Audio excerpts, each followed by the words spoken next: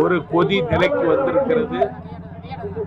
தமிழ்நாட்டின் தட்பவெட்ப நிலை இன்றைக்கு தாவேகாவுக்கு சாதகமாக இருக்கிறது.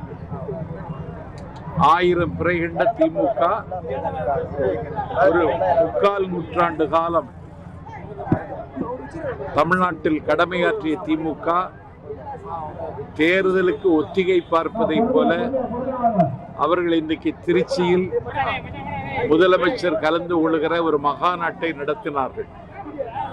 10 லட்சம் பேர் திரளுவார்கள் என்ற மகாநாட்டில் 10,000 பேர் கூட திரளவில்லை. ஒரு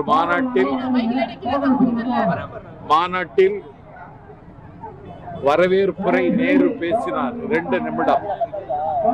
அந்த கட்சியினுடைய அவைத்தலைவரோ துணை பொதுச் செயலாளர்களோ வேறு நிர்வாகிகளோ சொற்பொழிவாளர்களோ யாரையும் பேச அனுமதிக்கவில்லை. முதலமைச்சர் மட்டுமே 40 நிமிடங்கள் பேசினார். 1 மணி நேரத்தில் ஒரு மகாநாட்டை முடித்து விட்டார்கள். 7 மணிக்கு தொடங்க வேண்டிய மகாநாட்டை 7 மணிக்கு முடித்து விட்டார்கள் என்றால் திமுக அதற்கான முடிவுரையை எழுதி கொண்டிருக்கிறது. திமுக அதனுடைய இருப்பை இழந்து விட்டது. திமுக எதிர்காலத்தில் அது ஆட்சிக்கு வரும் என்பதை தவிர அதை ஒரு கட்டமைப்பான கட்சியாக கூட இனி நடத்த முடிகிற வாய்ப்பு இல்லை.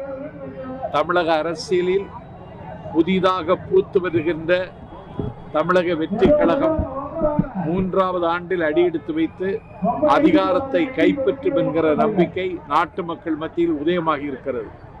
எங்கள் தலைவர் விஜய் தான் திமுகவுக்கு சவாலாக இருப்பார், அறைகூவலாக இருப்பார். 1967 காங்கிரசிடமிருந்து ஆட்சியை மாற்றி காட்டினார் அண்ணா.